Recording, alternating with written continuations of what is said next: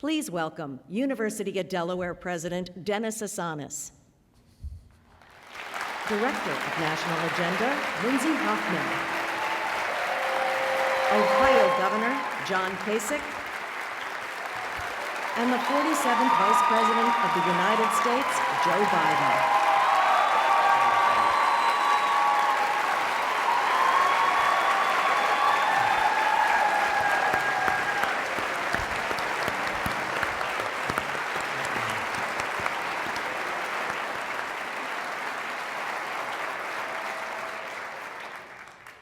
Ladies and gentlemen, good afternoon. Thank you for joining us. This is a very special day for the University of Delaware. Today we have the fourth part of our series, our National Agenda series. The series is organized by our Center for Political Communication, which is directed by Nancy Karabjinian. Today's event is a joint venture with the Biden Institute, which is directed by Kathy McLaughlin and Mike Donnelly.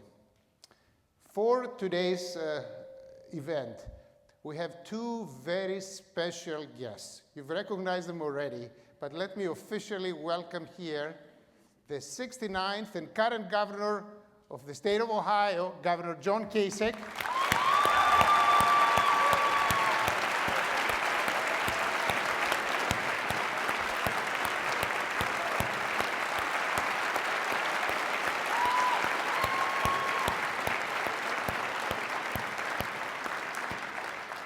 And the 47th Vice President of the United States and a Delaware alum, Joe Biden.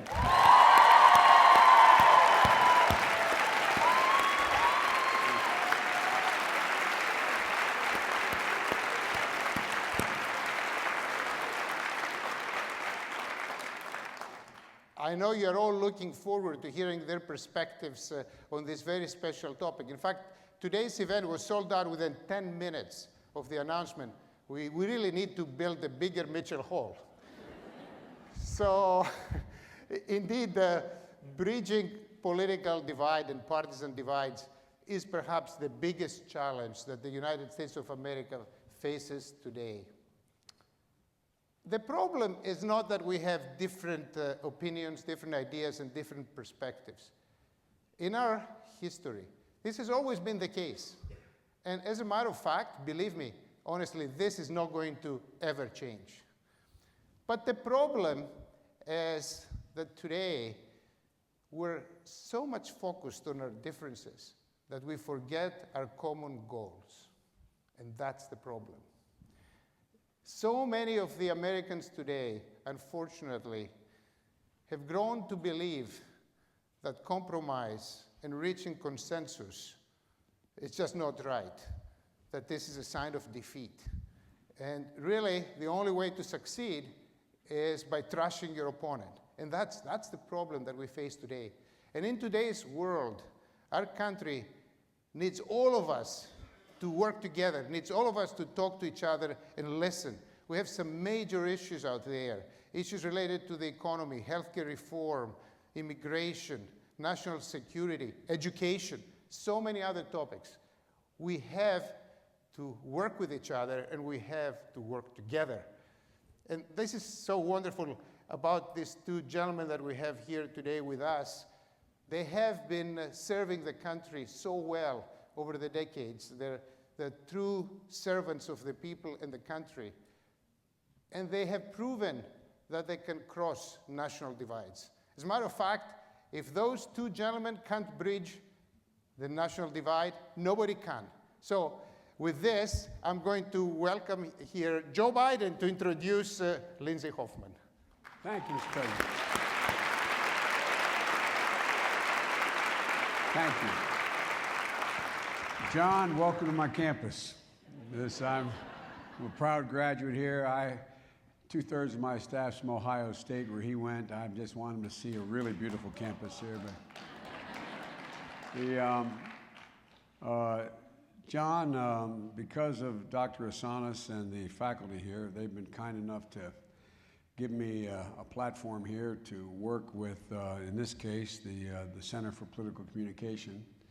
and be part of their series, the National Agenda series. But we're working the Biden Institute because, again, Dr. Asanas and the board have been generous in allowing me to bring, as I was explaining to you earlier, some major serious staff people from Washington who worked with me and know you and you know them, and to work together to produce some genuinely, we have two objectives. One is to produce serious academic material that sheds light on the issues of the day, and two, to bring to the campus, expose to my fellow Blue Hens, expose them to some of the best minds and leaders in the country in all fields, but mainly in this case, politics. And so, Dr. Hoffman, thank you for letting us join your operation, and thank you for being willing to moderate it. And Nancy Karaginian, who's I've known for years since she's been a child, she reminded me, she started interviewing me when my daughter Ashley, who's now 35 years old, was 4 years old. She said she was peeking out from behind the desk at the time. But Nancy's done a great job here, an outfit that Frank Bedletter began this school. And so I just wanted you to know that you know, it's not that hard for John and I to get along. And we never had trouble because we come from the same background. We have slightly different political perspectives on the role of government, but John's father was, I think he was a milkman, wasn't he, John? A mailman. And John came from a working class neighborhood like I did in Scranton and then Claymont. And you know, we grew up with people and believing in people that were ordinary people like us. Our parents told us there wasn't a damn thing we couldn't do, even though we didn't have the wild pedigrees that are and the incredible credentials. And we both believe strongly in the capacity of the American people. And John and I have worked together on issues together on the same side, and we've occasionally disagreed. But I think, and I'll end with this and turn it over to you, Doctor. One of the things that matters, and we got a chance to speak to some of the class that is sponsoring this today, is that personal relationships matter. Every time I'm here, you hear me talk about that. But getting to know someone, getting to know what they think, getting to know their background, getting to know their family, getting to know how they act and what they care about really matters, even when you fundamentally disagree. And we don't fundamentally disagree, but even when you do. Because this system is built in a way that you have to be able to reach compromise. You have to get to go to be able to make this place work. So I just want to tell you, John, how, you know, when I asked who they wanted me to reach out to, it was you. It was you. I mean, it wasn't like it was a big contest. There were a lot of people that were going to bring to campus, but the first person they wanted was you. And that's because of your leadership, buddy. And thanks again, Gov, for being here. And Doc, it's all yours. Thank you. Thank you so much. So this is our 7th annual National Agenda Series. And I think what we do here is really serve a really important purpose, which is to demonstrate civil dialogue. I think in 2017, we're seeing greater discord, more racism, violence than we've seen in many years. And I think that this program serves as a great resource for demonstrating and having discussions about how do we get across these divides? How do we communicate more effectively? So our ambition here is to kind of lower the heat, recede from hate, and really provide good models for communication. So I'll skip my introductory remarks since we're a little behind, but I do want to say that today we're featuring 2 leading voices in bridging partisan divides. And a recent study from the Pew Research Center showed that Republicans and Democrats, since they've been measuring this, have never been further away from each other in their ideological approach than they are in 2017. So it's time to talk partisan divides. So Governor Kasich is, after leaving Congress in 2000, running for president, he worked as managing director in the investment banking division of Lehman Brothers. He was previously a commentator for Fox News and a presidential fellow at his alma mater, The Ohio State University. I should mention here that as a proud Buckeye myself, we reserve the right to say The Ohio University. So let's give another round of applause for Governor Kasich.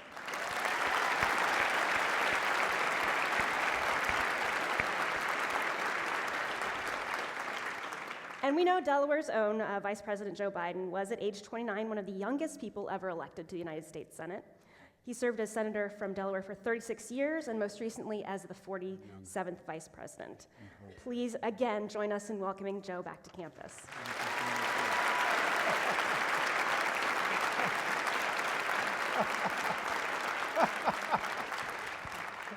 So, a couple days. Can I interrupt? All that introduction. Let's go. All right, here we go. So here's what I want you guys to address. You've both written recently, Governor Kasich in your book, and Vice President Biden after the rally and the protests in Charlottesville, about the state of our nation's soul and the need for a shared moral compass. Our country has been at these crossroads before. What does that soul or shared moral compass look like in 2017? How do we get there? And since the Vice President has the home field advantage, I'll toss this to you first. Well, first of all, I think it's going to sound trite, but leadership matters. Leadership matters. And I think what you saw at Charlottesville was seeing these people come out from under rocks and out of fields carrying torches and Nazi flags and the same rhetoric that occurred at Kristallnacht in Germany in the 30s. I mean, the idea you'd see that again was just beyond comprehension. And the failure for America's voice, the President of the United States, to condemn it and not be, we're talking about it in relative terms, emboldens people to think they can do this kind of thing. And you see it in every walk of life, and you see it in every circumstance where bad things happen. So that's number one. Number two, it does not represent the America. It's not America's soul. We know that's not America. The 300 million Americans who take overwhelming objection in both political parties to what they saw down there. And one of the things that I think we have to remember is this is a time of real crisis in America and the world where there's a change that's taking place economically. We're in the midst of this digital revolution.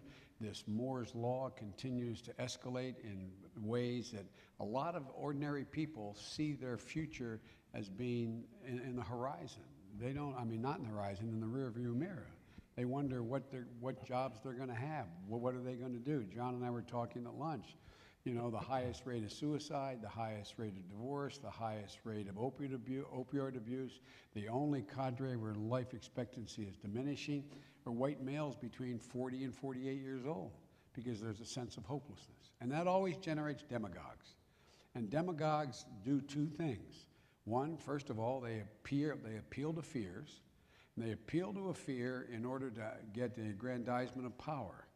And one of the things, and I'll end with this because there's so much more to say and I want to hear John. Last night I had the great honor as chairman of the Constitution Center up in Philadelphia to award another great friend to both of us. One of my closest friends, John McCain. And unlike this John and I, John McCain and I have hollered at each other and gone at each other. But we're genuinely Nothing more fun than that, Joe. That's true, right? John. Yeah. And the bottom line is that one of the things we talked about is you all have to know the Constitution better. And by that I mean, we say we hold these truths self-evident that all men are created equal, endowed by their Creator. We all believe that. But this thing that makes us unique about America, other countries have said that, we set up a political system that guaranteed you could assert that and guarantee it. And it's called the Madisonian notion of counter-majoritarian instincts built into our Constitution. There are certain things for which majority rule does not pertain. We are not a pure democracy. We are a republic. There are certain things that are so consequential to us in terms of basic human rights that it doesn't matter whether 99% of the people wanted to do away with it.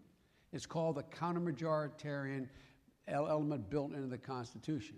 So that the reason why we have been the light for the world is not just what we said, but we built the institutions that guarantee it. And the guarantees that are in that Constitution are ones that people are walking away from now. And so what do you see now?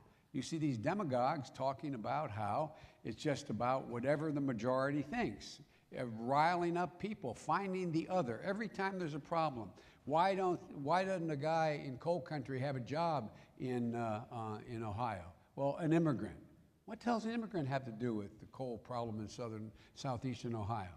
It has nothing to do with it. Why people don't have a job here in Delaware? Well, you're catering to blacks. You're giving special preference, and it goes on and on. They need a target to pick. But we have to start to reinvigorate and remind people what is the unique element of this country, and I'll end with this. It is we are uniquely a product of our political institutions. You can't define an America based on ethnicity, race, religion, culture, background, but you can in saying I adhere to the notion that there are certain inalienable rights that cannot be overruled by anyone. The government, the majority, it cannot be there. And so what's happened here? What have you seen? And the result is Charlotte, in my view.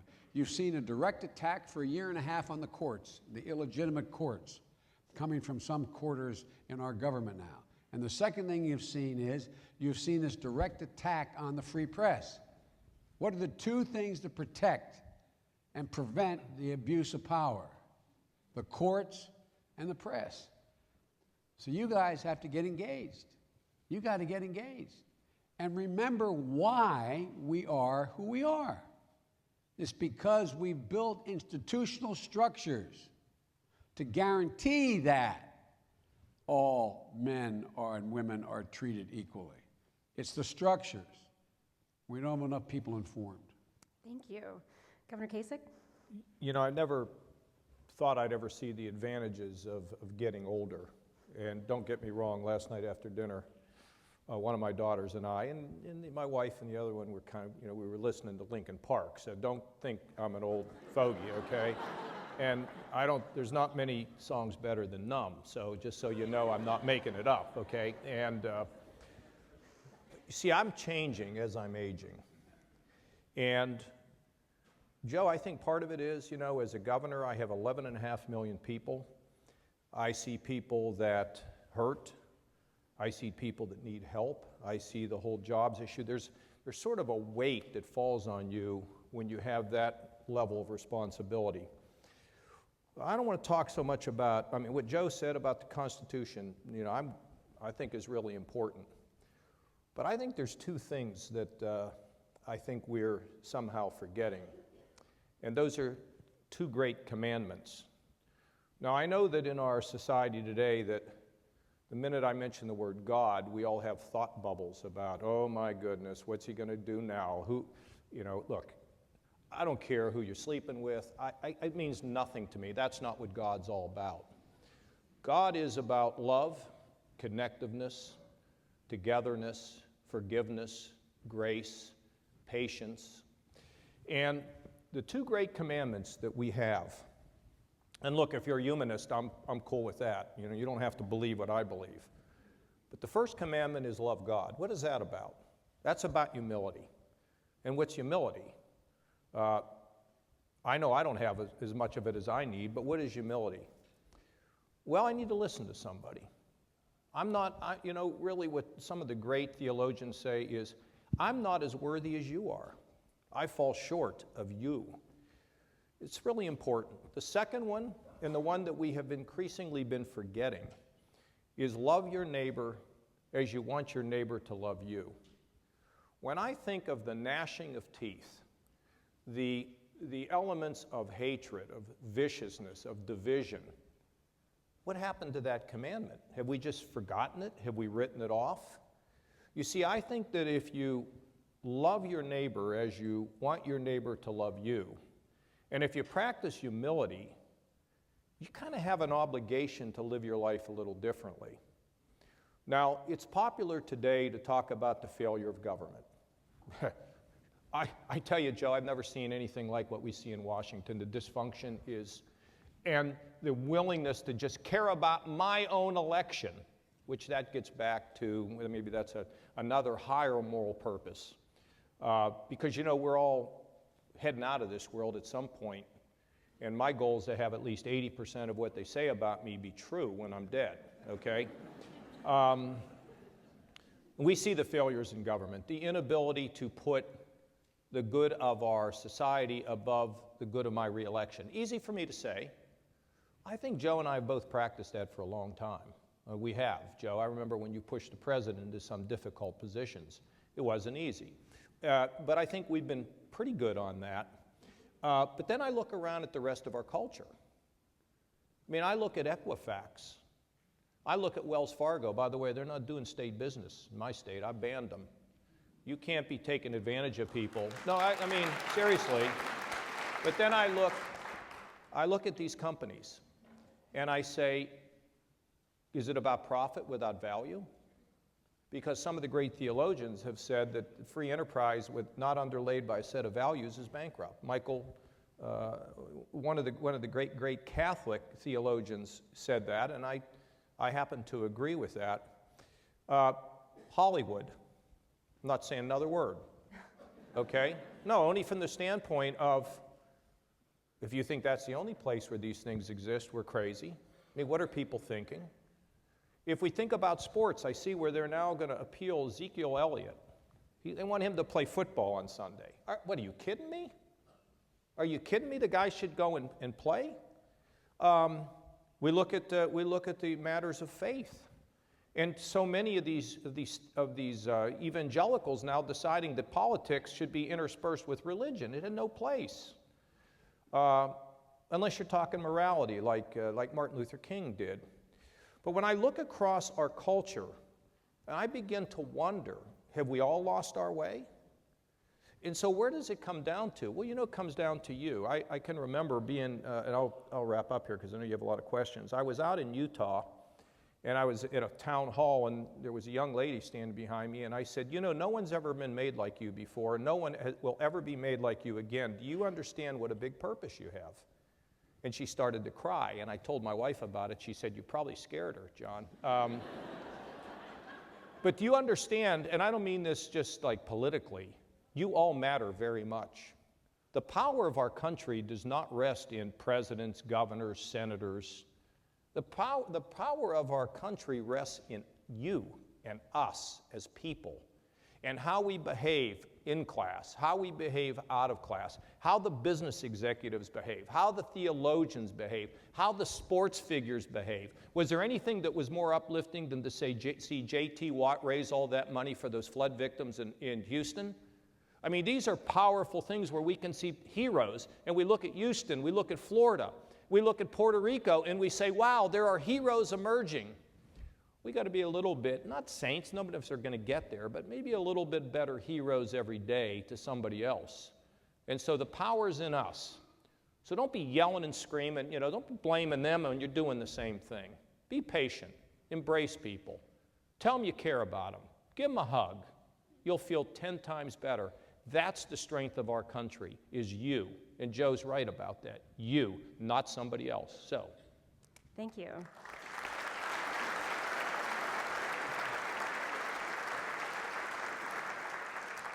Let's stick with the governor for a moment and travel back in time to 2016 and the campaign for president.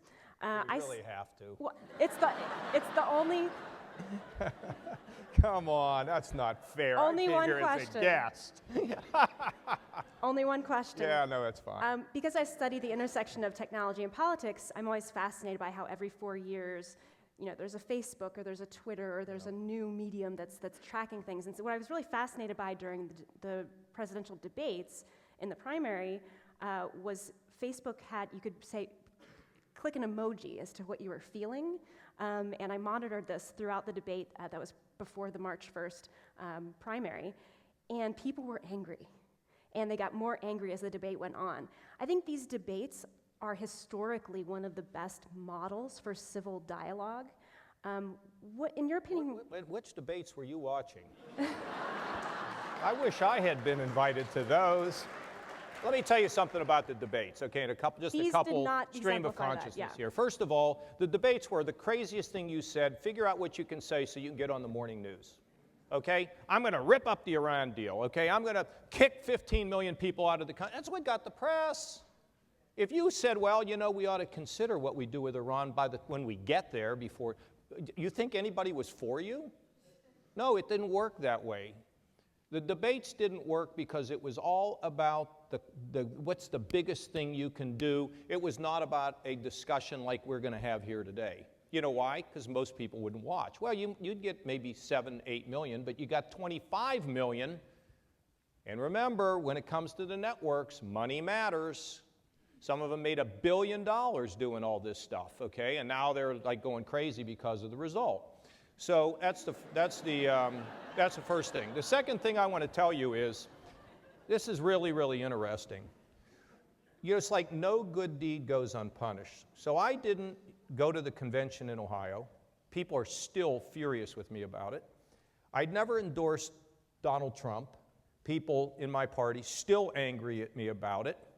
I've just gotten together with John Hickenlooper to put together a bipartisan proposal on health care. And you know what everybody says? There's something in it for him. I don't think that today we become so cynical that if Joe and I are sitting here on this stage and we get along, somebody figures out there's some ulterior motive behind it all. Do you know that people actually do nice things and good things because it's the right thing to do? And it's so hard for people to understand it. So.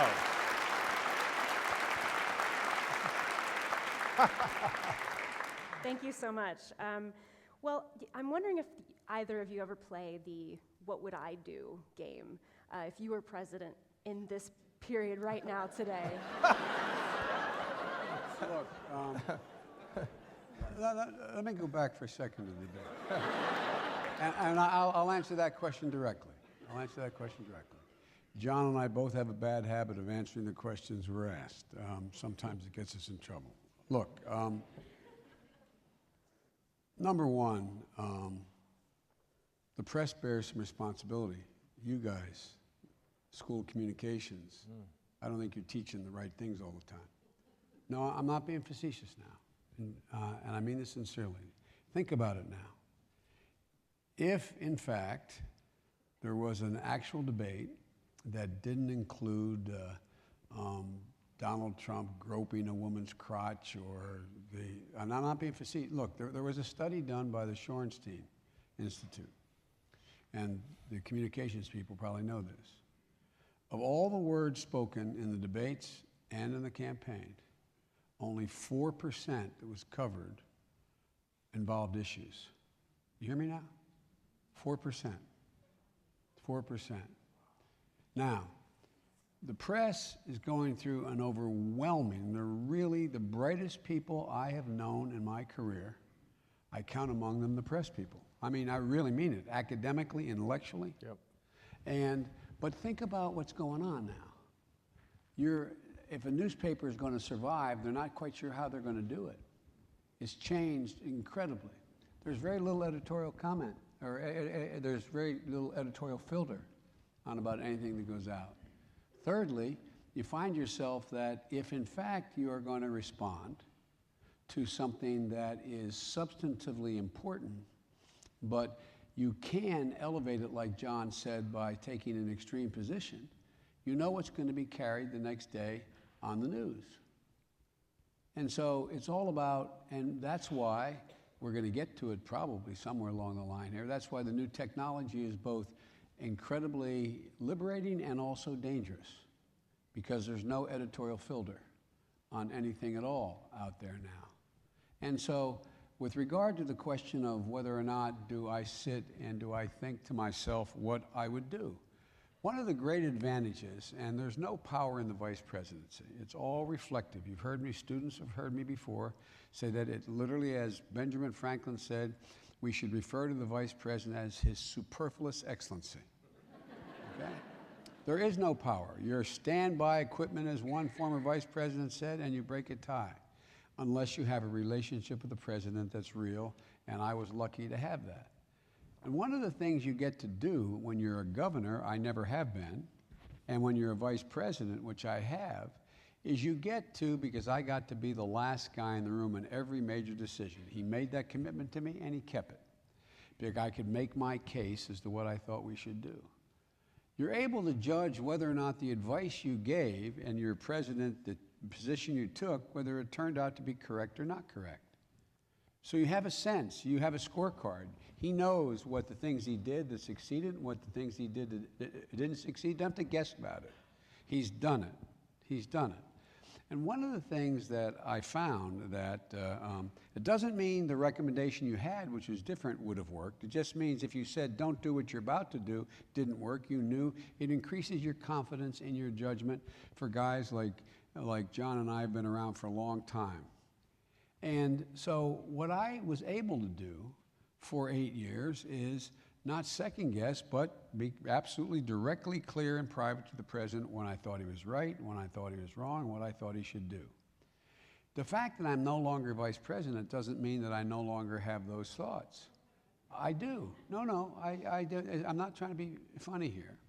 The point is, though, that there has been a tradition, and it's been sorely tested by this president, a tradition that the outgoing president and vice president give a grace period to an administration to get their feet on the ground. One of the things, John, I use as an excuse, I look at it in reverse now, is that they didn't expect to win. They weren't prepared at all to govern.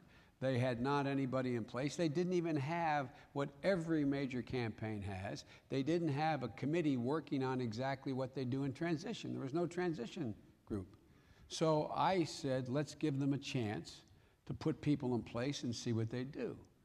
But what has really happened here is that we have a president who does not understand governance. Forget his policies for a minute. He doesn't understand how the government functions. And as George Will recently said, he spoke up at the center I'm the chairman of it, up at the Constitution Center.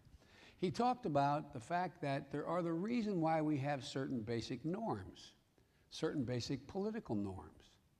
They are the thing at which they are the ballast which keeps differing opinions and conflicts floating so that we can deal with them. And he came along and said he's going to break down all the norms. It's like breaking down the norms on a campus where you don't walk by and someone says hello to you, you don't say hello. Well, guess what? If you break down that norm, it becomes not a very friendly place to work off a little bit what John was talking about.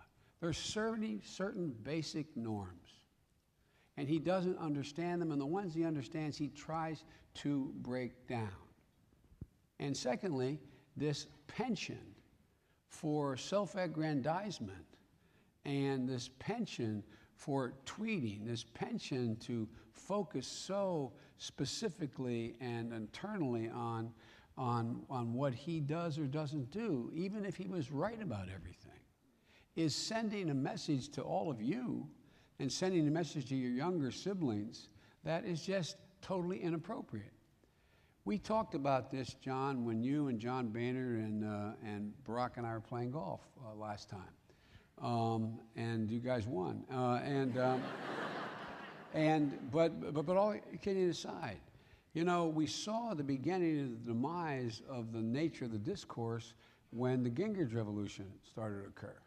When on the floor of the United States Senate, a senator would refer to a sitting president as Bubba.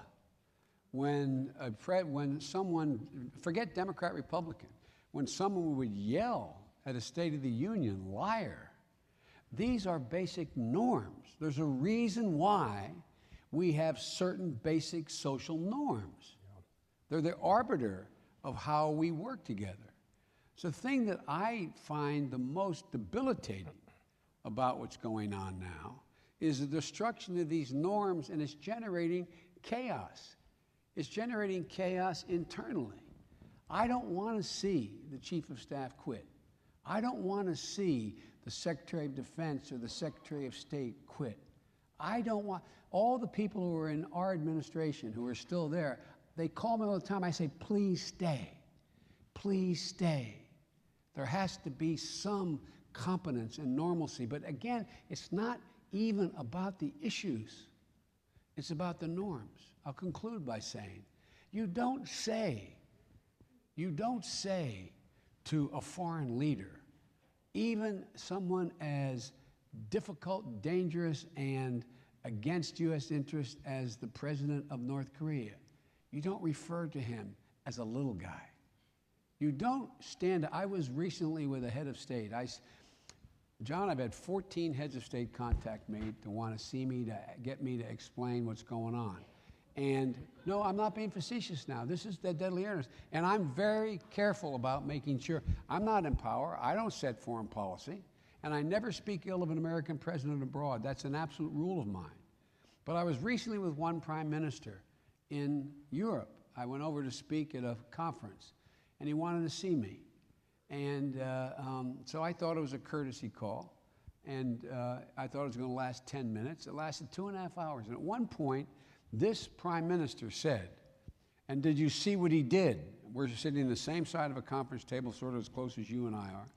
And he said, he stood up, he said, he took the president of Montenegro and he shoved him aside, stuck his chest out and his chin, and all I could think of was El Duce.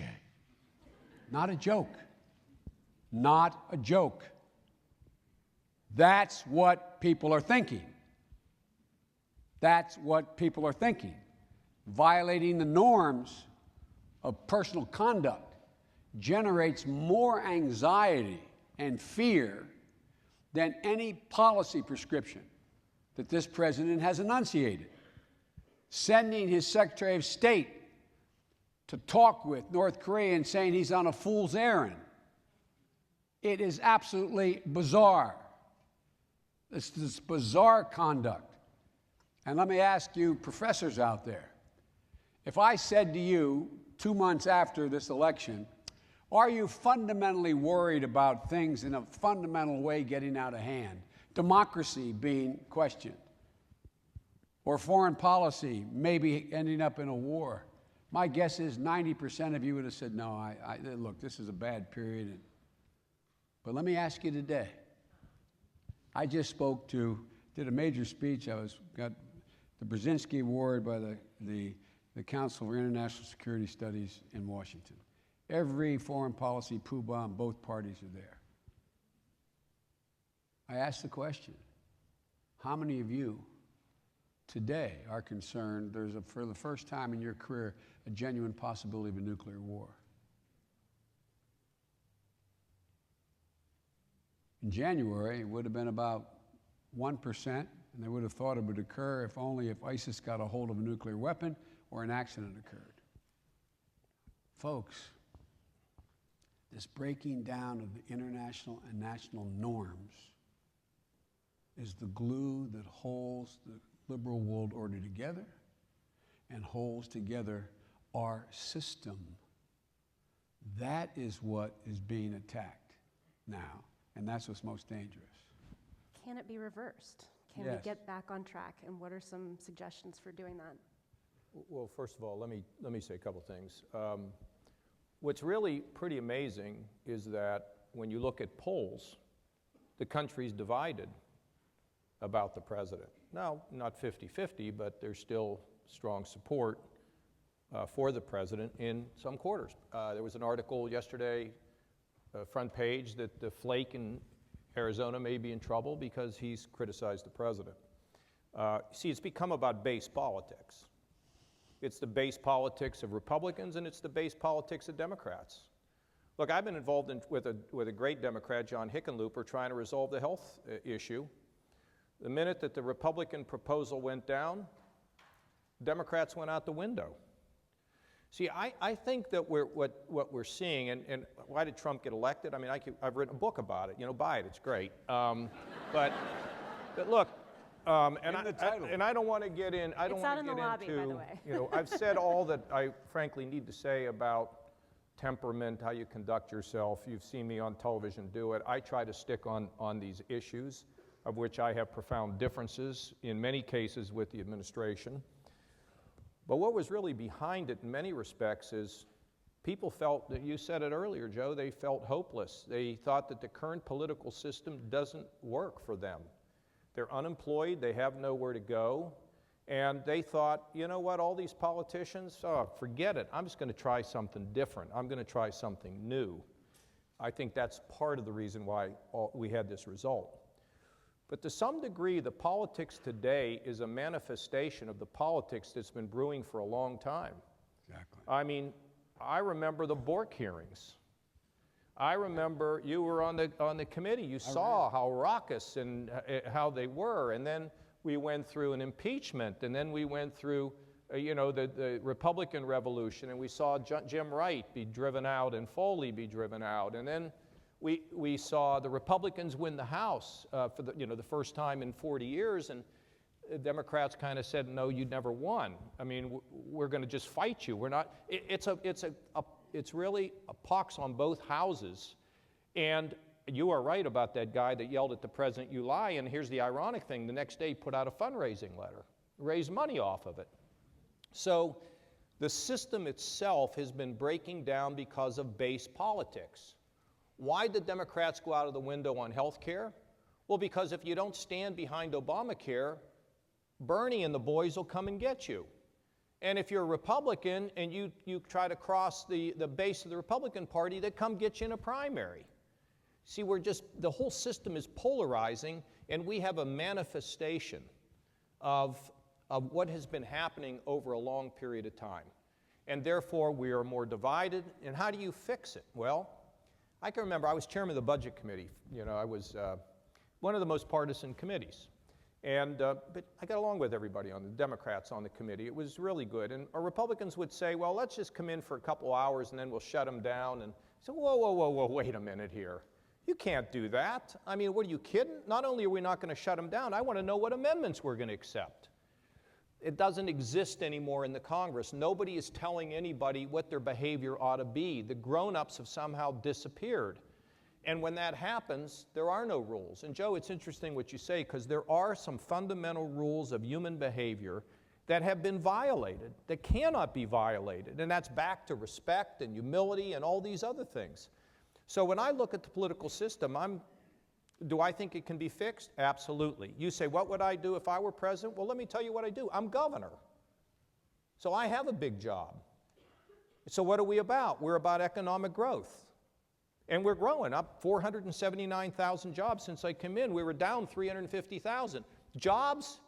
Did you read the article in the New York Times yesterday? The lady that lost her steel job to Mexico, she said, this was my identity. And now we have people who are working in these jobs where they work for Uber 1 minute, then they work for Amazon. They have no job. They're contract employees. What's their identity? What we are seeing is an inability of people to feel their purpose. That's what we need to reach out to. So in my state, more jobs. But that's not enough. Because if people at the bottom don't feel the opportunity and they don't feel the wind of change blowing their way positively, it won't work.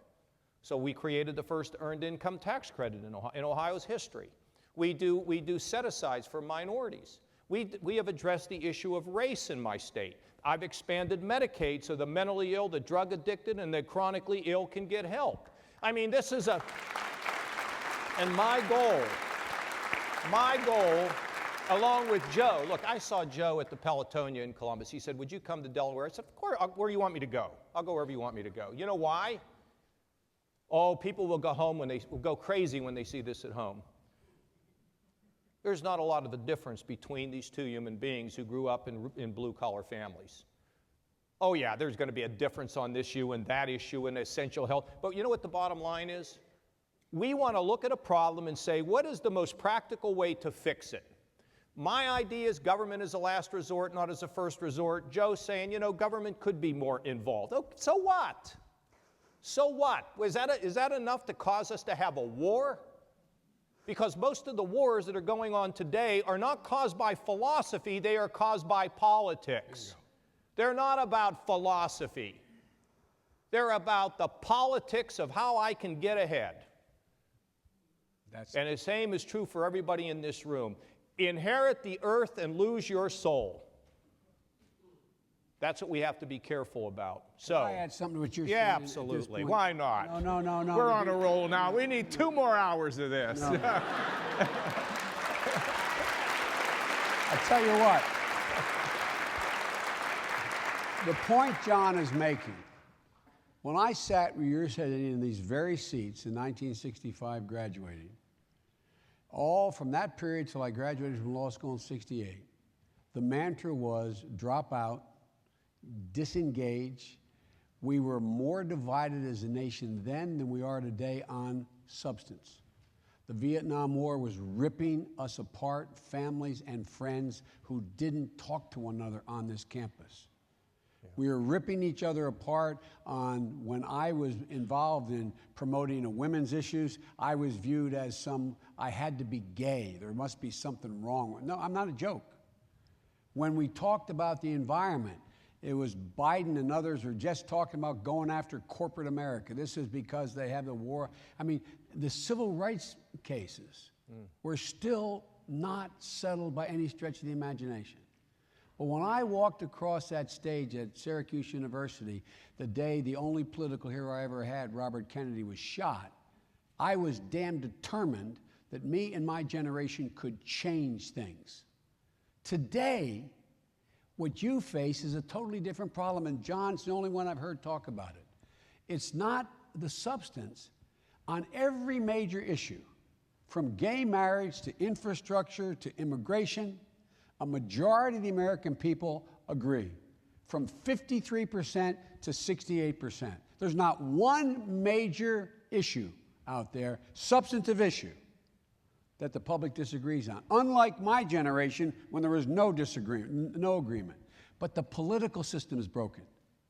The political system is broken.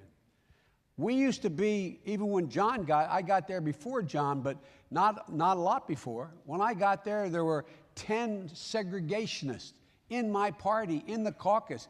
James Oesom from Mississippi, the meanest son of a gun in the world ever worked with, McClellan from Arkansas, Strom Thurmond, etc. But guess what? We'd argue like hell, but the system still worked. We resolved it. Today, the political system is broken. And let me tell you, and John and I talked about this at our lunch, the reason we were late, we would have stayed there for another 2 hours probably, is the work he's doing on gerrymandering in his state and the money in politics. What's happening today is, and I'll let John speak to the gerrymandering, but look, here you go. What's happened now? Nobody worries about getting defeated by the other guy. There's only 44 of the 435 districts in the House, only 45 are actually toss-up based on registration. So what do you worry about? You worry about, in the Democratic side, you worry about coming at you on the left and losing a primary. And you worry about, on the Republican side, coming at you on the right. So what's happening? Both political parties are moving more to the extremes. The center is shrinking. And that doesn't mean the center per se is good. But God, how can you run this country without reaching a consensus? The system is built in a way it's not possible. Not possible for this country to function unless you reach a consensus. That's right. And so, tell them what you're doing about Jerry. It's a middle out. Look, here's the problem. We got extremes. You solve problems from the middle out. Do you know why? When people have a competitive race, they got to listen to both sides. If you are in a safe district and you're a Democrat, they're going to come get you if you try to work with those evil Republicans. And if you're a Republican and you try to say something about Barack Obama that might be positive, you hug him? Oh my goodness, So it's both. It's both. Now, how does it get fixed? That's what we're trying to do in Ohio. I mean, I get criticized from Republicans in Ohio. Okay, do I like that? No. Does it bother me? Not in the least. I'm trying to create a model that everybody ought to have a chance to rise. And you don't do it on the base of partisanship or who's giving you money. Everybody gets a chance to live their dream. And if I can do that, and Joe can do that, and we can do that in increasing numbers, and stop the attacks on everybody, maybe we'll make gains. Remember something, nothing has been torn down overnight and nothing will be rebuilt overnight. It's going to have to be rebuilt one block at a time. And you know, Joe, you think about those, that you were talking about the debate over the war. I mean, there's something worth debating. I right? agree. Civil rights, that's something worth debating. But I don't know what the debate is about this health care law. Frankly, it's all political. So we get away from the political wars, we can deal with issues, then we got something to fight about. That'll be fun. One more thing, and the poor moderator here is going nuts. I'm Yeah. sorry. I'm enjoying this. Last as much as night, everyone else I is. introduced John McCain, who's been my friend for over 44 years. And I presented him with the medal that, of the people who've gotten that medal, 6 have gone on to win the Nobel Prize. So it's a serious, prestigious award. And I was reminding the audience of several thousand people sitting out there that the first time John and I realized how things were beginning to change, John, was in 1997. John and I used to, when there was a big debate going on, we'd sit next to each other on the floor. I'd go over on the Republican side and sit next to him. I disagreed with him, but I'd sit next to him, or he'd sit next to me. Coincidentally, we have what they call party caucuses, where you go in and have lunch and you discuss policy with your Democrats and Republicans. The same day that I got this, he got it in the Republican caucus. The leadership of my caucus actually asked me, and I was so senior no one could screw around with me. Not a joke. I mean, be very blunt about it. And they said, why are you sitting next to McCain during the debate? It's a bad image for us, a bad image for the party. And the Republican Party told him to stop sitting next to Biden during debates. Not a joke. When I get home, Joe, they're going to ask me why I was sitting next to you here today. Well, by the way, have to go back in time. by the way, it started then. And by the way, I've sat in the White House, sitting in that, you know, those 2 chairs in front of the fireplace, the president and the vice president, when 2 leading Republicans in the United States Congress today, well, one's now gone, looked at the president was asking, and I'm not saying the president was always right, but the president was asking about, could we work on such and such a thing? And they looked at him and said, do you realize how difficult it is for me to even sit here with you? And I looked at him. Swear to God, my word is abiding. And the response was, I am taking a real political risk even being here with you.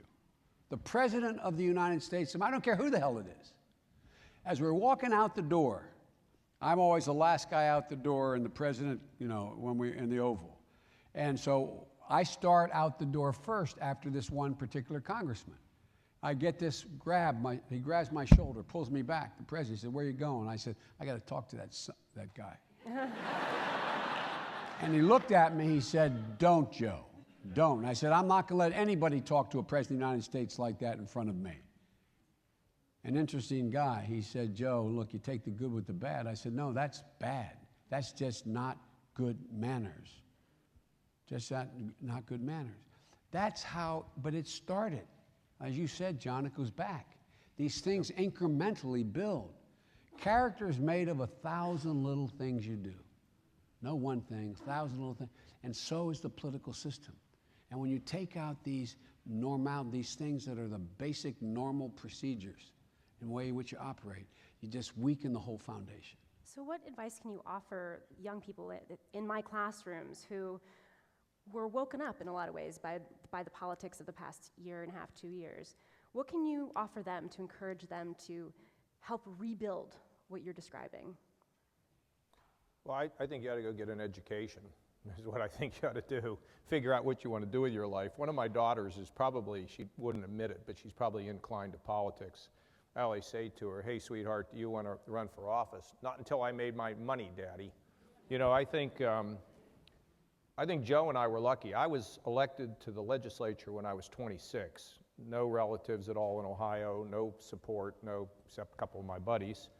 Joe goes to the United States Senate at 29. I went to Congress at the age of 30. Joe was there for a long time and becomes vice president.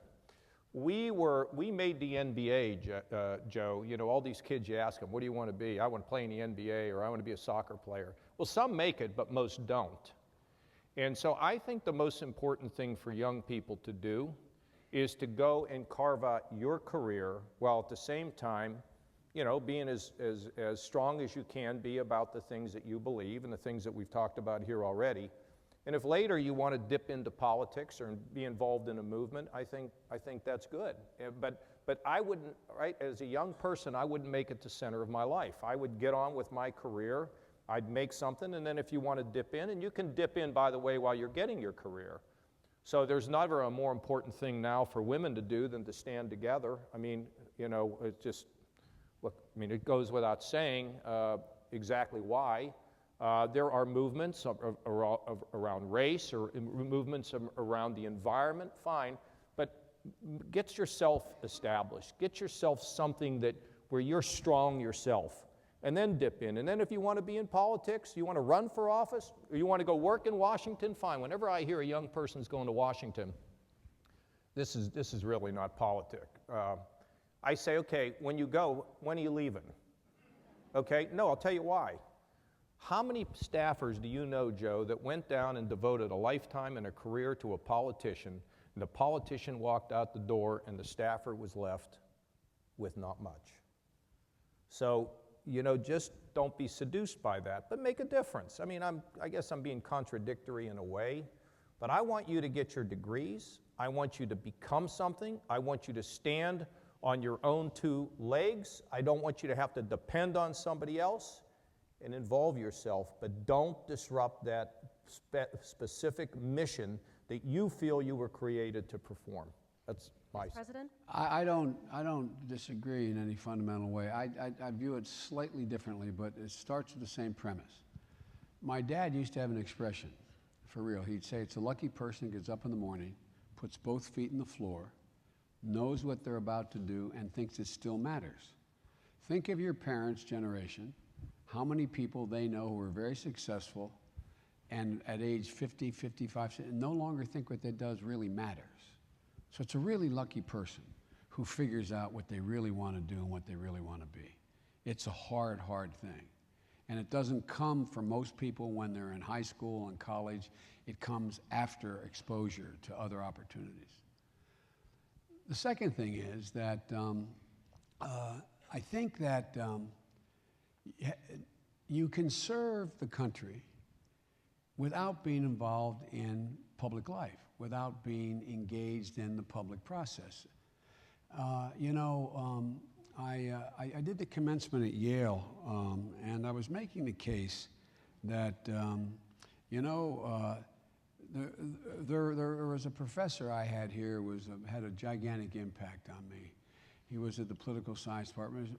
His name was David Ingersoll, one of the brightest. He taught political philosophy. He was one of the guys that had the most impact on me in my career. And I remember what he'd say. He'd quote Plato. And Plato said, the penalty good people pay for not being involved in politics is being governed by people worse than themselves. Because the truth of the matter is, that's deadly earnest and true. So think about this. If you go out and you do very well, and I hope you do, financially or professionally, one of the things that's happening today is that a lot of the elite college graduates, Democrat and Republican, coming from middle-class backgrounds as well as wealthy backgrounds, are self-isolated. You tend to marry the people who have the same taste and education you have. You tend to want to be with people, it's natural, that are the people who share the same values, care about the same kind of entertainment, art, recreation, etc. And for example, there was a study done, all the people who graduated from Harvard from 1992 to 2002, they checked where they moved. They lived in 42 zip codes, over 65% of them. I can tell you almost where every senior staff person lives in Washington. They live in their own gated communities, figuratively speaking. There's a test done by a book that was recently rewritten, and it drove my two sons crazy. I had them take the test. They're grown men, when Bo was still alive. Did you grow up in a neighborhood where over 70% of the people did not have a college degree? If you're going to stop, have you ever been on a factory floor? Have you ever, if you have, do you have whole milk in your refrigerator? Not a joke, think about it. If you get a chance to buy a Starbucks or Dunkin' Donuts coffee, where do you go? Who are your friends? The truth of the matter is, the middle class is being increasingly isolated because even the people coming from the middle class, in fact, are self-isolated. There's a new elite in America. And the new elite is not based on your pedigree where you're born, it's based upon cognitive capability. But there's not much engagement anymore. There's not much engagement. And so, for example, I have a guy who's with me here at the University of Delaware, Mike Donlan. Mike's mom, I think, was she the president, Mike, of the Janitors Union in Rhode Island, or she held an office there? He comes from a modest background like I do. He and his brother are great successes. His brother was a national security advisor. He's been one of the leading people in terms of public policy in the United States of America. He's here now. But I asked the president, John, when we got elected, he said, well, what do you want? I said, I want you to allow me to set up a middle-class task force. So I called all of the cabinet, I called 19 cabinet meetings. He gave me the authority to do it. And the first cabinet meeting, I said, I want each of you, members of the cabinet, within the next month, go out and hire someone who answers directly to you, has no obligation other than figure out what can they do administratively in this department to ease the burden on middle class in the middle of this recession. One cabinet member sitting next to me said, I don't think that's a good idea. I said, let's get something straight, Charlie. Do exactly what the hell I tell you or go talk to the president. No. It was because I wanted to make sure he understood. So the first guy that came to me was Geithner, a smart guy. Geithner's a smart guy, decent guy. He said, I got this great idea. And he brought in the secretary. He brought in 2 senior people in the Treasury Department. We know how to plus up 528s, those programs your parents have to save for college that's tax-free. And we went through this great idea. And I had a guy named Jared Bernstein, a labor economist you see on television. I had all the people with me. Ron Klain's father owned, I think, it was a hardware store in Indiana. I mean, all people of modest means. And they all said, that's a great idea. I said, I don't know anybody who has a 528. And I wasn't being facetious. I don't know anybody who has a 5. I said, bet all of you have 528s. They all had 528s. I said, I don't know anybody who has 528. The people where I come from, and me when I was making 42 grand a year and had a kid at Yale, a kid at Penn, a kid at Tulane, that I had no money to save for 528. So I said, I don't get this. I said, I asked the following question. I said, what percentage of people who qualify do you think have a 528? And it ranged from 40 to 20%. And it was right after the Washington Post came out with a headline saying, it's probable, after my financial disclosure, it's probable no man has ever assumed the office of vice president with fewer assets than Joe Biden. My net worth between $50,000 and $175,000. So I said, I tell you what, I'll bet you no more than 10% have them because they don't have any money to save. And I said, if I'm wrong, then I'll take each of you to lunch at whatever restaurant you pick once a month. All of you together. Well, guess how many people have them? 7%. The point is, we're not much back in the neighborhoods. We're not remembering what an awful lot of people are. Where an awful lot of people are. And so when you think about you're getting engaged, if you don't get engaged, you can put yourself behind that gated community and doing well. But guess what? You can't hide from the ozone layer being eliminated. No place to hide. You can't hide from the drinking water being polluted. You can't hide from your brother being profiled because he's black and stopped in the street. You can't hide from your sisters being denied being able to marry her female partner. You can't hide. There's no place to hide. So whether you end up being a successful investment banker, whether you end up being a professor, a teacher, a salesperson, or involved in public policy, you have an obligation to be involved in public policy. You have no place to hide.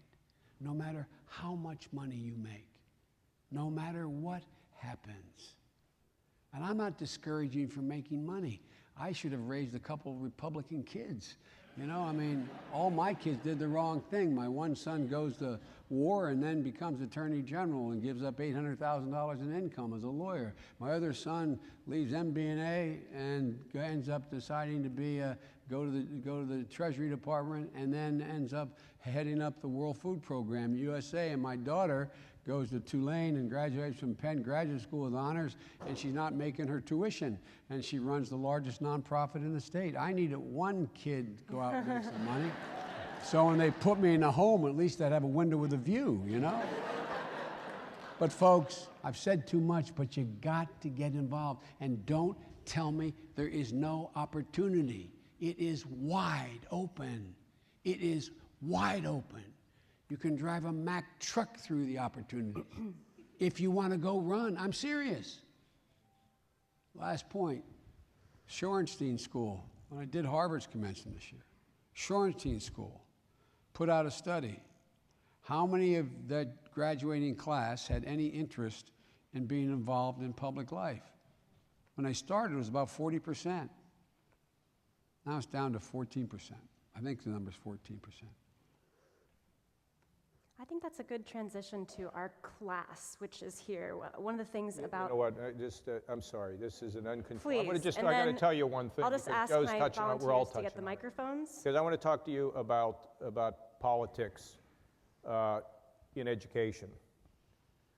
You all know that we are entering the fastest, we're already in the fastest changing economy in the history of the world. And the number one occupation in America is driving. And when self-driving vehicles, self-autonomous vehicles come, which is probably 10 or 11 years down the road, you tell me what's going to happen to people who have those occupations. K through 12 education, in many cases, are not preparing young people for college. And you graduate from college, and you're not being prepared for work. Any of you graduate from here and go to work for Amazon or Google or Microsoft, you know what the first thing they'll do? They'll train you. We have to realize that it's the skills that give people the power, and the power gives them the money, it gives them the income, it gives them the hope. We need a complete re-engineering of our K through 12 system that is not based on 100 years ago or longer, where people are in touch with the real business world, where the skills that they need are going to be imparted to them based on the things they want to do and what the jobs are. And the same thing is true for higher education. The two-year community colleges have done a great job of being able to respond. The four-year schools, not so much. I don't know enough about Delaware, but I can say by and large, we're not preparing people for the jobs of the future. The one thing we have to do, and why don't we change it? It's too hard. I'm a principal and I'm a superintendent, and you know what my goal is tomorrow? I want to be a superintendent. Okay, I'm the president of a university. You know what I want to be tomorrow? President of a university. If you think that politics is the only place where people don't have courage, it's not true. And what I'm suggesting to you is this issue of workforce training and connecting people with the skills that are required in the future, to me is, well, there's a lot of very important issues. It's at the very top of the list. Because when people get left behind and they're in Youngstown, Ohio, and they don't have a job and they don't have work and they don't have a skill, what do you think happens to them? And so we have to re-engineer the entire education system. Competency-based education, online education put up by businesses. There's a multitude of things that can be done. And it needs to be done. I know that Google's just, Joe, offered $1 billion to train people in IT. Well, that's not the only place you need to be trained, but God bless them. Well, you and I will both be out there talking to them. But this workforce issue is something that can take somebody who has nothing and give them the power and the opportunity to become powerful in their own right and do much good in the world. I needed to say that to all Thank of you.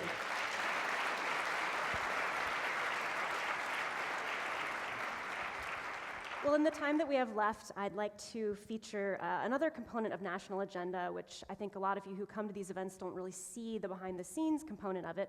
where the speakers actually get to meet with the students and answer some questions. And so I thought I'd ask if my National Agenda students could stand up so we can say hi and say thank you for all you're doing.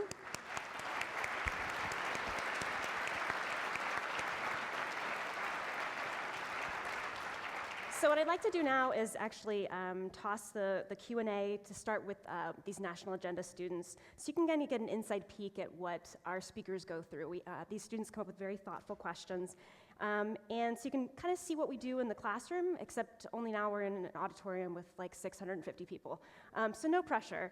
But let's start with a question from Sarah. Thank you both for being here. So this is a question for both of you. So last semester I was in a Congress simulation class, and we picked a party, we picked a district, and at first we wanted everything to be bipartisan. We were gonna pass as much as possible. And slowly that competitive nature that was kind of innately within all of us came out. Suddenly nothing got done, we couldn't agree on anything, and it was very frustrating and disappointing. So my question for you is, how can my generation keep the mindset of getting along? And do you think that sometimes winning comes in the form of letting things go that you wanted and finding something in between? You know, one of the things that my staff used to always be upset with me about is when I would do things, and John will remember this, like when we were passing the Violence Against Women Act, I went out there and I said, why don't you introduce this amendment? I'd already written the whole thing. Why don't you introduce this amendment? Why don't you do this? Why don't you do that? And my staff said, you're never going to get any credit for that, so you shouldn't do that. You should go out and say it's your idea. Guess what? The best way to become well-known and well-respected is to yield to other people and give them the opportunity to present the ideas. It's called human nature. Human nature. And there's so much self-serving today across the board, including in your generation. Although you represent the most open, tolerant, and giving generation in American history. But it's about being able to decide what is better for the group than what's the best for me. But it's interesting. It's, again, think about it. You all figure out who the one among you is, who really is the most generous and who is the brightest and who does the most. It's not because they tell you. You figure it out. You don't have to wonder. It's the same way in sports teams. It's the same way in everything we do. It's human nature. And right now, John makes the point. This culture, there's been a dumbing down of the culture, that it's about me. It's about me. I want to be the star. The best way to become the star, make other people the star. You notice if I can make a football analogy in the season, you notice the halfbacks and the running backs and the quarterbacks who are the most revered, when they score a touchdown, they walk back and hug the lineman. Not a joke. And guess what? The lineman busts their ass for them next time. Did you want to respond, Governor? I think Joe did great. Just, you want to come out of there doing something, not just fighting all the time, and you know how to do it. Did you do better at the end? We started to get along after the Republicans walked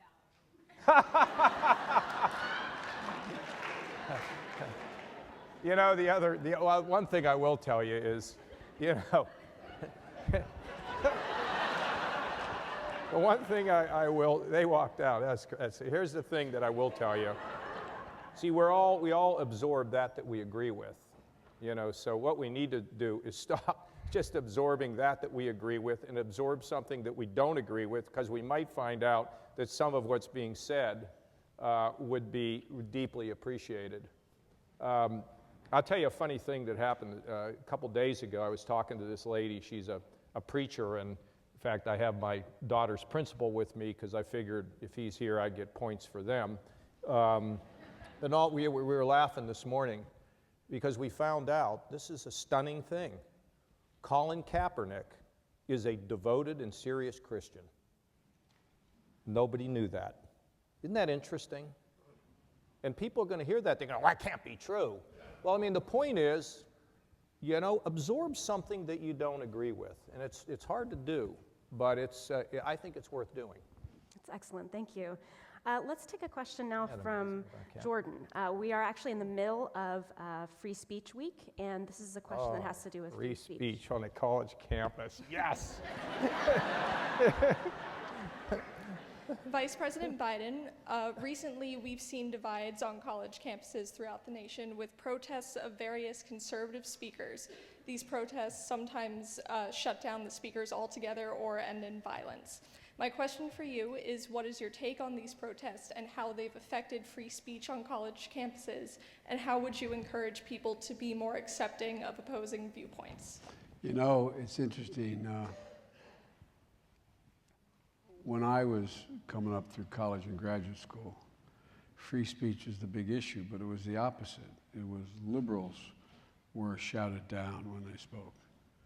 And liberals have very short memories. No, I mean it sincerely. It's a demonstration that what's been lost here. The First Amendment means what it says. You're not allowed to stand up and yell fire in this auditorium. But you are allowed to stand up and say, Biden, I think you're an absolute jerk, and Biden, I think whatever, and by the way, I think we should do away with, or I believe that race is the problem in America. And I mean, look, what we do is we hurt ourselves badly when we don't allow the speech to take place. Now, speech can move to the point of incitement, inciting riots, but the truth of the matter is, the incitement that occurs before the person even speaks, that falls on those who are engaged in that violence, not on the speaker. And so I got in trouble, as predicted by the Gov, because when that first effort at Berkeley wrote, I went public and said I thought they were absolutely wrong denying the ability of the various people to go out and speak. I mean, look, if your idea is big enough, it should be able to compete. And you should be able to listen to another point of view, as virulent as it may be, and reject it, expose it. The best thing to do is let this stuff be exposed.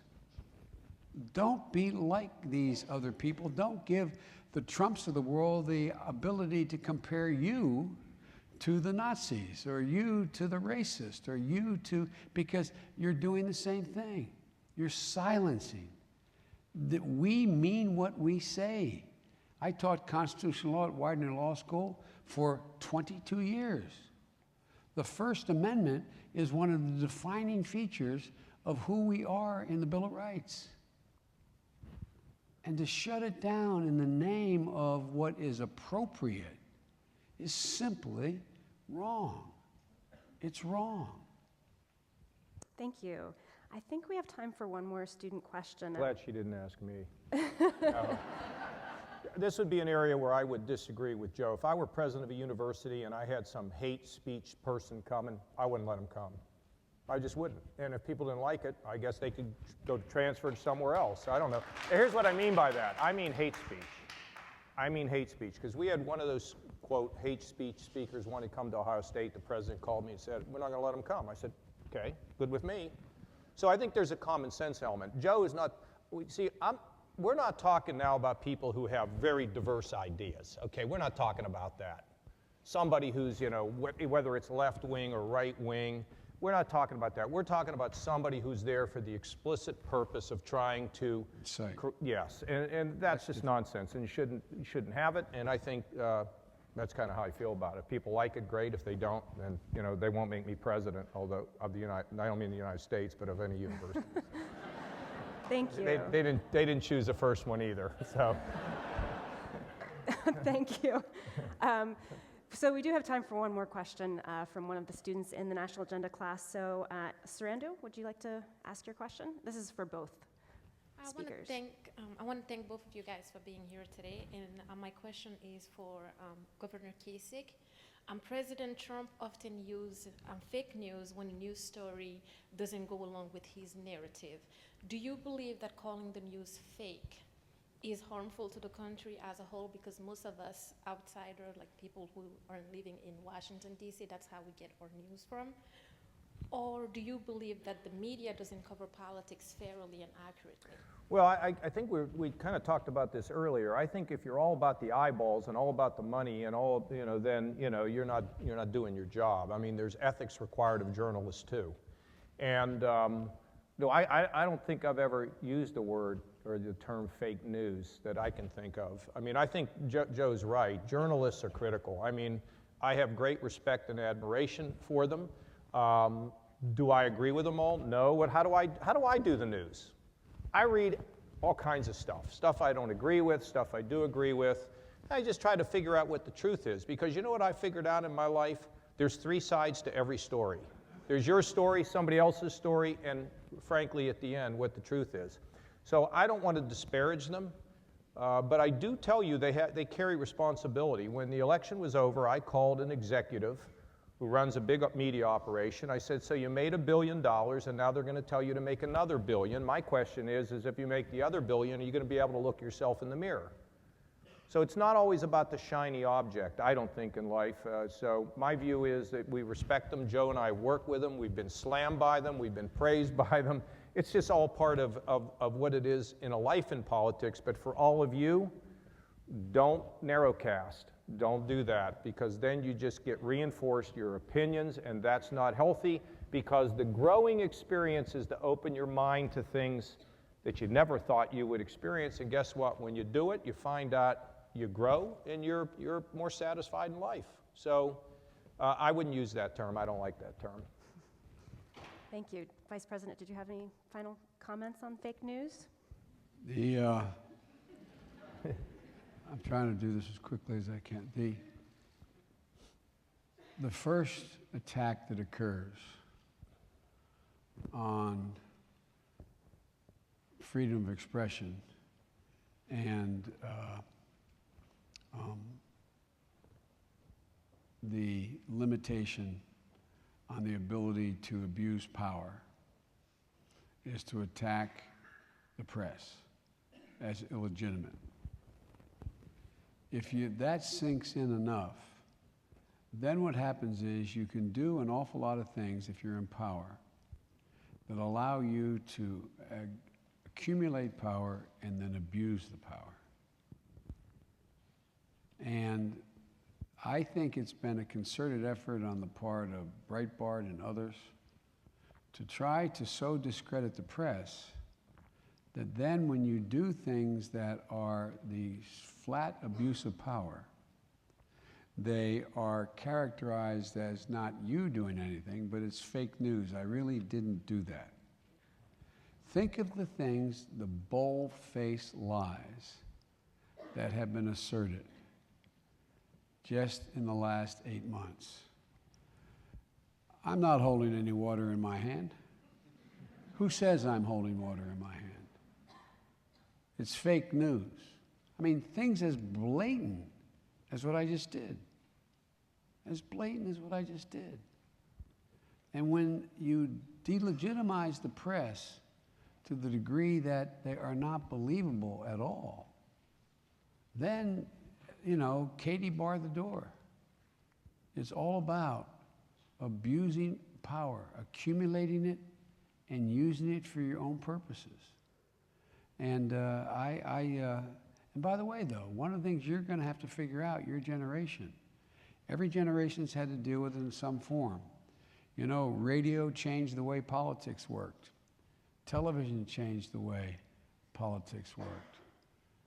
And the social media is changing the way politics work. It's a great liberating tool. But how do you, it's a rhetorical question, how do you determine what you get on the social media that you, in fact, I thought I had my phone here, what do you determine? How do you determine whether or not what you're seeing on the internet is accurate or not? How do you make that judgment? It's awful hard. And recently, you've seen the ability on the internet and the social media to actually superimpose my voice on another image and seeing an image and looking like Biden is saying, I love those Nazis. Not a joke. It's happening now. That capacity exists. And so you're going to have to figure out, your generation, what is the filter? What is the filter you use to determine whether or not what you, not a like or a dislike that you get, but what you read on, what you see on social media and or in the internet to determine whether or not it's true. How do you do it? It's hard. And one of the things I predict is going to happen. There's going to have to be some rules of the road, and I have been wide open and not restraining the internet at all my whole career. But think of what's just happened on Facebook. Think of what's happened on Google. You have a foreign power paying hundreds of thousands, if not millions of dollars, to run unidentified ads, going after a candidate to try to change the outcome of an American election.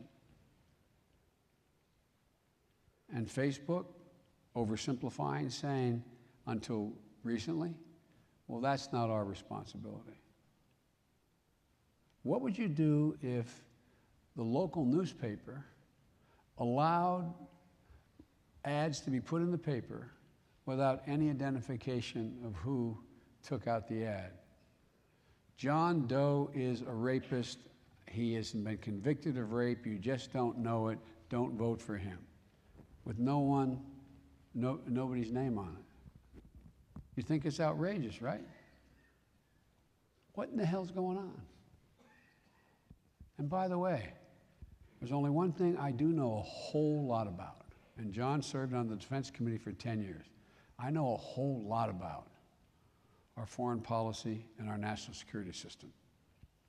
And I'm telling you, there's a full-blown, unadulterated assault on the openness of our electoral system that is, in fact, frightening. It's not just happening here. It happened in France, Germany, Moldova. It's happening all over. What's it designed to do? Break down, fundamentally break down those elements in our governance that prevent the accumulation and abuse of power. That's what it's about. And by the way, I promise you, you're going to soon see how extensive it's been. So for somebody heading up Facebook to say, I have no responsibility to put out ads that are sophisticated, where they're making hundreds of thousands of dollars and millions of dollars with no identification, it turns out it's Russian, planet, government-sponsored ads to try to affect the outcome of an election. It may be the Democrats today, the Republicans tomorrow are the target. Doesn't matter. So it's one of the things that I predict you're going to have to negotiate. What are the legitimate, if there are any legitimate constraints, as it relates to the dissemination of information and those entities that are within the United States jurisdiction. It's a really, I think, you guys are going to be spending more time the next 10 years on that than almost anything else. Absolutely. Without curtailing opportunity to speak, and yet at the same time giving some reasonable prospect that at least you know who is paying to have the message put out. Well, thank you so much. I think we could continue this conversation all. One other thing. This is this is really important because I'll tell you why. You see, Joe's hitting on an issue, and if you put 10 people in a room, they may come at it different ways, but it's a problem. So then the question is, can you get people of goodwill, not representing their party club, but can you get people of goodwill to sit down and figure this out? It's like unlocking the information inside of an iPhone. Reasonable people who love their country, put country first, can sit down and work their way through so many of the vexing issues. Maybe can't solve everything, but can work their way through vexing issues if they're of goodwill and they work together. I believe that most of these things can be fixed. I have to tell you, thank you for allowing me to be here. You have a beautiful campus. I had a chance to walk into the middle of your campus. It's fantastic. You should be really, really proud of it. And I think you couldn't have done any better than to have Joe Biden associated with the University of Delaware Blue Hens. God bless you. Okay?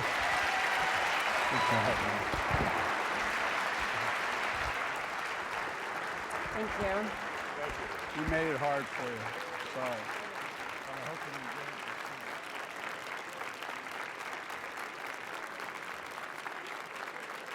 Well,